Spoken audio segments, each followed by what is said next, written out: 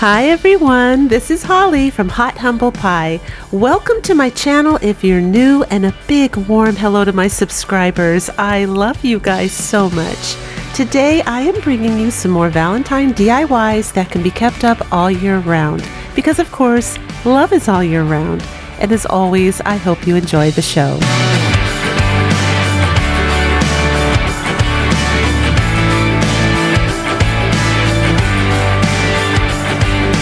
And if you haven't yet subscribed to my channel, I'd love it if you click that button.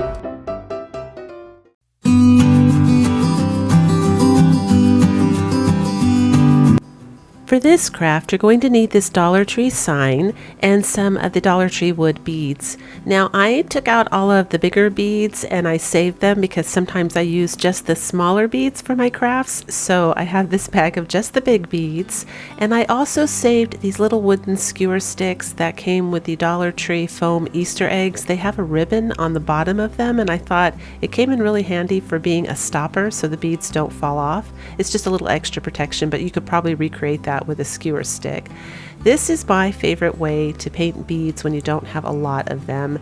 I use the sponge brush because it has the tapered end that's real narrow, and you'll see me here, I stick it in between and spin the beads around and kind of, you see what I'm doing? And it gets all the way in there so that you can't tell what their original color was. That works for me. You can try spray painting them. I didn't have good luck with that. I think I may have done something wrong, but I also had I think a 12-foot strand, so maybe that had something to do with it. It was really hard to get all those covered. After I just painted them white, I put some pink and cream color on them so we would have two different colors, and now I'm cutting up some ticking striped ribbon that I ordered from Etsy. Now, I'm making a little end here, and this is wired ribbon, so in order to allow this ribbon to kind of flow and hang a little softer, I cut the edge of the wire off. And now I'm taking the Dollar Tree lace ribbon and I'm just cutting it up the center here and making all these little individual pieces. I just love the ticking stripe ribbon, you guys. I think that is so farmhouse cute. So since I'm doing a farmhouse theme, I wanted to have that look at the bottom of these beads here. And I'm just making a little mini tassel with a mixture of the lace ribbon, the ticking stripe ribbon, and the twine from the Dollar Tree. And here I'm just threading it on. You can see what I'm doing here. I'm going to make the opposite color. So I'm going to go pink, cream, but as you can see, the colors are super, super light. And I did this is actually, it's a separate DIY, but it's meant to go with the love sign I'm making, but that can be kept up all year round. It's very neutral. I just wanted to give it a little bit of a Valentine festive flair, so I thought this would be super cute to hang off of the love sign. And now I'm taking some of the towering wooden blocks and drilling a hole in them. This is going to be the end of the other side of the beads, and it's going to be another stopper, I guess, so they don't fly off. And I'm going to write love on one of them and you and me on the other. And of course, these are Valentine beads that can be hung off of a tiered tray for Valentine's Day. They can be left on a riser or a countertop. There are so many cute things you could do with these beads every Valentine Day. You can actually make any neutral Valentine's Day decor look festive. And here it is, you guys. This is the final look here. I love these.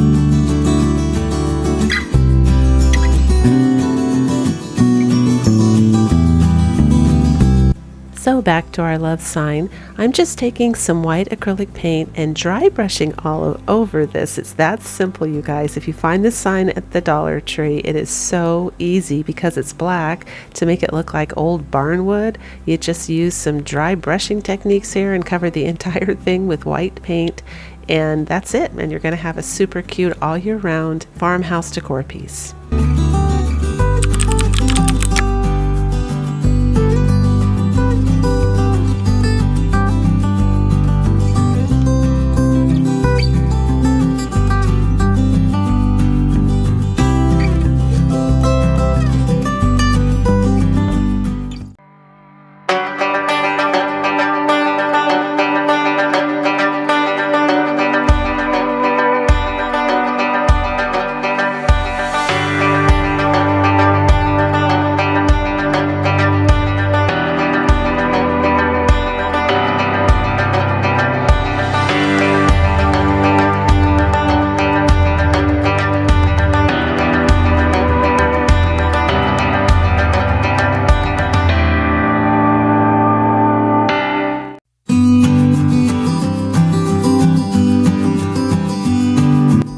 So some of you will remember this DIY here that a lot of you requested that I show you. It was actually part of 3 DIYs I did last year when I tried to launch my channel. It was my very first video, my very first DIY series. It did not make it to YouTube, and I still want to share these with you. I think they're great DIYs, so there's one coming up here, but please forgive me for the quality of the film here. It's not my best, but it's still a great instructional video, and I think you'll enjoy the DIY.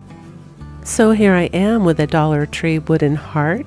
I use this a lot for a template, and I'm just tracing out some book pages here, and I'm going to cut out just tons and tons of hearts. I happen to be a really big fan of the book page crafts. I think they look so romantic. For this craft at the time, I actually thought it would be super cute if I could have found an old romance novel and used those pages, because I was making it for Valentine's Day, just, you know, to add some extra fun if somebody looks at it and starts reading the pages. But I didn't have that, unfortunately, but it still came up super cute, and you can use any pages you want from any book. And here's the Dollar Tree mop. I cut the middle part out because there were some hanging little points, and I try to make the surface as flat as possible, and then I take the mop string and glue it around in the center there to make a nice border. I'm going to go ahead and take the mop string and also make a bow. You'll see me do it here, and stick a bow on the bottom. I just thought that was a nice finishing touch, but this is what I ended up making, and I think it's super cute.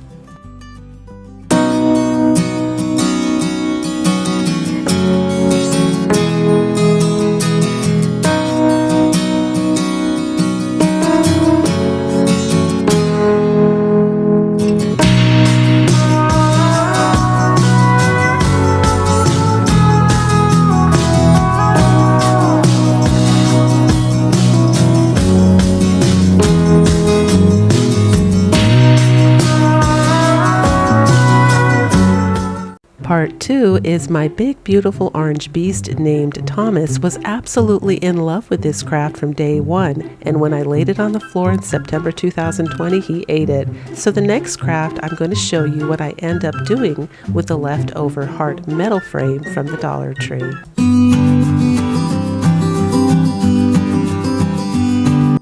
For this craft, I had some of those styrofoam fillings that came with some rice powder I had ordered, and I thought, you know, that would be really neat for a craft. I didn't know what I wanted to do with it, but I thought I had this leftover heart frame. I couldn't, you know, I didn't want to throw it away because it's perfectly good. In fact, this is one of those Dollar Tree items I think that if you can and when you can is really fun to change up, like make something, you know, if you enjoy crafting. If you want it for a permanent home decor, it's different, but if you enjoy the art of crafting and you relax doing it, it's a really fun piece to tear everything off and make something new every year.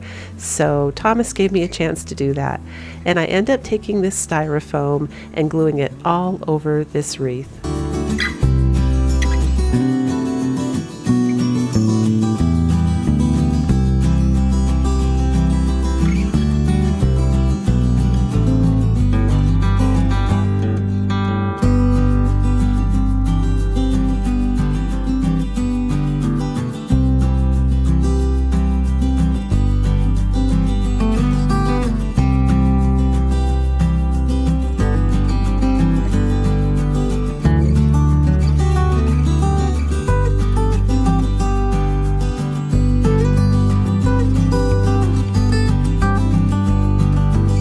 I have never worked with this foam before crafting, so I did not know what to expect. I have painted on foam before, but this foam was almost a little shiny and more absorbent. So I took my wax and practiced on the back of it, thinking I could make it look like faux wood and give it some grain, and it just wasn't doing it. So I take Territorial Beige here from Apple Barrel Paint, and I cover the whole thing, and this is what we end up with. And I take the wax and I do tap it on there to give it some dimension. It reminds me of a seaside village I went to. It was a resort, and there was this man there taking old driftwood. He had like a little mini drill, like what you use for acrylic nails, that barrel shape, and he was drilling top designs and grooves into the wood and making wreaths out of it in different shapes. He had circles, hearts. He would also do animals, and you know, he did everything. But I thought, wow, it kind of looked like what he did. but I just felt it was a little too dark. I wasn't getting quite the look I wanted. You know, I was looking at it thinking, this almost looks like, I don't know, brick? Anyway, so I ended up flocking it with a bit of white, and I was happy with that. That was matching more the theme of my decor for this year's Valentine's Day. And of course, it can be kept up all year round, you guys. I do keep these wreaths up all year round, and I have a perfect metal huge frame on my wall that's very heavy looking, and because the heart is heavy looking, I realized it's going to be staged really beautifully there all year. So I'm taking some of my scrap material. I took a razor blade, I'm scraping it along the edge. That's how I frame my material, and I love the Dollar Tree mop, you guys. I have loved it for a long time now. It pulls apart. It makes a great rustic accent piece, or you know, oh my gosh, I can't even begin to name all the ways you can use the mop thread. I love the mop thread. If you're lucky enough to live by a Dollar Tree that sells those wood pieces, either in the cylinder shape or the little disc shape, that would make an excellent cover for this wreath form, as well as corks or little pieces of wood from outside. Just have fun and use your imagination. I would love to hear back from you guys what you think this looks like. I mean, I guess if I had purchased those wreaths from the guy at the seaside resort there, I would have had something very similar to this on my wall. It would have been a great conversational piece, that's for sure. But I think because it was so lightweight, but it looked heavy like stone or brick, it threw me. I told my husband I cannot wait to hear what all my YouTube friends have to say.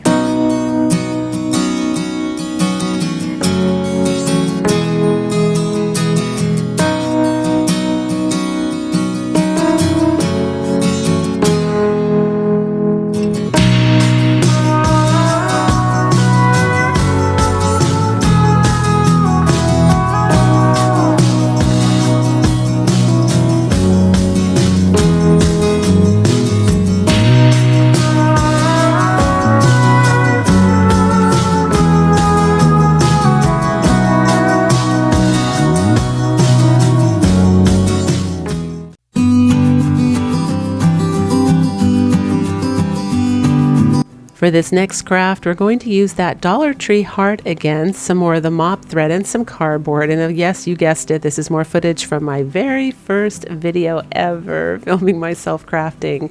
I'm making a pom-pom maker. I'm just taking some duct tape there for a template and tracing out a circle. There are tons of videos on YouTube that you can search for how to make pom-poms, and probably a lot better than me. That's why I'm just kind of fast forwarding through this part, because you basically just cut a donut with like an opening, and you cut two of them, you push them together and make like a wheel. You'll see what I do here. I mean, you can still tell what I'm doing if you want to try and do it just from this video, but there's two matching donuts there with the little part cut out, and then I'm going to take yarn and just start wrapping it, not too tight, but all the way around that to cover it all the way. And so you have that open area there in between where the two meet. I'm showing you right there where the two cardboards meet together. That is going to be where you push your scissors and then cut all the way around the edge to cut it open. And then you have the center left over where you're going to tie a tie in the center. And I'm doing it again. I'm going to show you. I'm splitting it open there. You can see it's almost like a little maybe a, I don't know, what do you call that? Maybe like a spool shape almost, I guess. And I'm just tying it really tight in the center there. There are other ways to make pom-poms, so you definitely should search around and see which one you want to do. This was just the first video that I found, and I thought, okay, that'll work, and I did it that way, and it worked out great. Made super cute, fluffy, big pom-poms, and now I'm just wrapping it around to make it tighter in the middle, and I'm going to remove the cardboard, and you'll see. And then you have, of course, the fun part was where you get to give it like a little haircut and shape it into like a cute little pom-pom, so that's always fun. And I make, I think, a total of 5 pom-poms all together. So now I'm taking the Dollar Tree heart. I'm going to trace out some heart shapes out of cardboard, and I'm going to take the Dollar Tree mop and go about covering these. And I just thought this would make such a cute garland for a farmhouse headboard on a bed. I saw a picture on Pinterest last year and it inspired me. I loved it. I don't have a farmhouse headboard yet because actually my house is up for sale, and so I'm trying to not collect more furniture. In fact, I want to sell some of my furniture to try and make the move as easy as possible. But that's what you end up with right there. I made 4 of those and then 5 pom-poms. Now I end up needing a border on these because I did use cardboard, and I came up with a nice little trick. It was totally by accident, but it worked brilliantly. I glued some more thread around the edge, and you can stop there if you want to, but then I ended up pulling it apart because, oh, it's a long story, but I knew it would give me a furry edge. And the trick is you've got to wait till the hot glue is about tepid. You have to look the definition of that one up because the glue isn't cold. If you don't wait till it's cold, you won't get it off. If you wait when it's warm, it won't grab enough to make it furry like that. But look at the cute little furry edge it gave me. I mean, I absolutely love that, and I end up doing that to all of the hearts because I think that is so cute.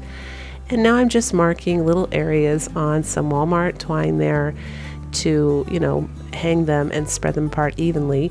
I do tie the pom-poms on and glue and pinch them together just for extra security so they don't come flying off. And of course, I absolutely love the way this comes out, you guys. I can't wait to get my farmhouse headboard.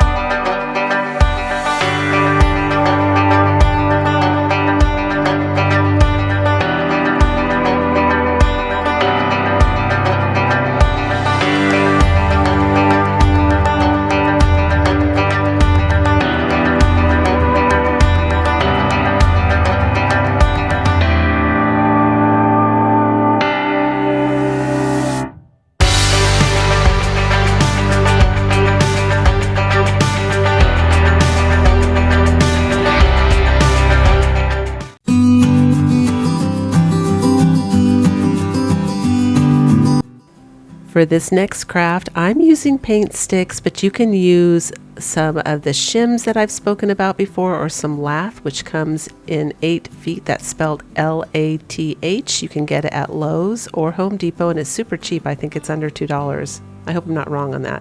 Anyway, I'm cutting 2 little pieces there the same width of the planks that I put together. Now for painter sticks for this craft, I like those little grooves. I think it looks like little uneven pieces of wood. It makes it look more rustic. So that's why I chose the painter sticks. Usually I hate those grooves, but for this one I thought it looked super, super cute. And I'm using a little bit of wood glue here and some hot glue. Now wood glue is the best glue for raw wood.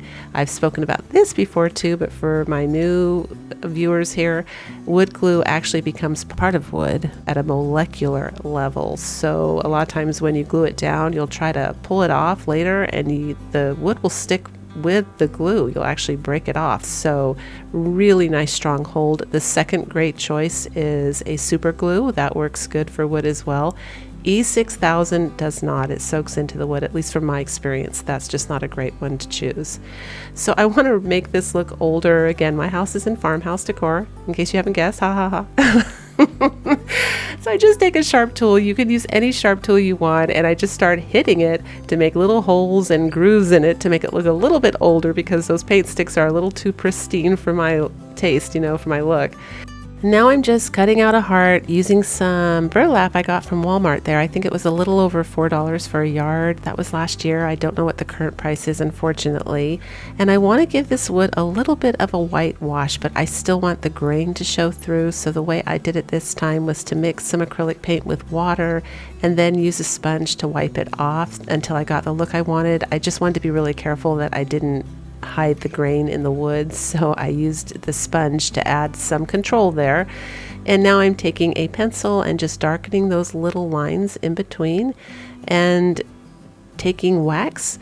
I love this wax. It was a Christmas gift for my husband. It's by Home Decor, and I'm just adding a little bit of aging here. Now normally I use black, but because I whitewashed it and it was so bright, I just thought maybe the black might be a little too harsh for this craft. So I took the wax. The wax kind of has a dark look if you put it on heavy. It almost looks like the burnt umber paint mixed with black. When I've done that in previous videos as well. That makes a great aging stain too. Not an aging stain like for the edges. When you mix burnt umber with a little bit of black, that's a fun one. Any kind of brown mixed with black, in my opinion, works great for that. And if you have a darker craft or you really want to get down and dirty, no pun intended, I use just plain black. So I'm taking and making sure that I accentuate those little holes with a little bit of shadow as well, because if this had been outside, it would have collected dirt and it would have been darker where I made those grooves. And now I'm just picking the edges apart, kind of fraying, I guess, the burlap heart. And this you have to be really careful. I was pulling the pieces and it can unravel really easy. So just use your fingernail and kind of scrape along the edge there with your fingernails. Don't pull the threads. That frays the edges just fine.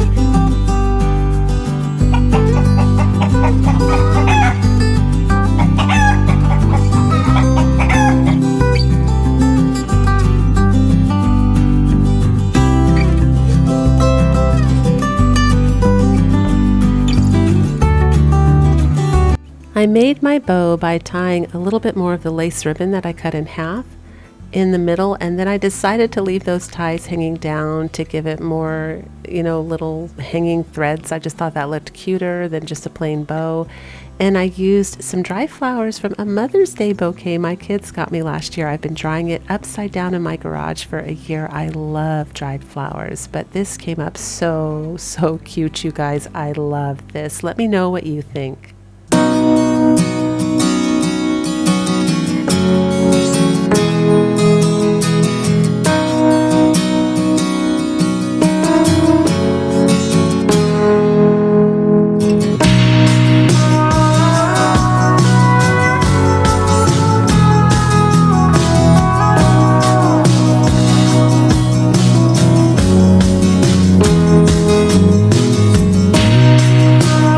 If you had fun today and enjoyed today's video, don't forget to give me a big thumbs up, share the video, comment. It really does help my channel get seen on YouTube, and I appreciate it so much. Thank you. And of course, until the next video, breathe deep, fret not, and do things that make you happy.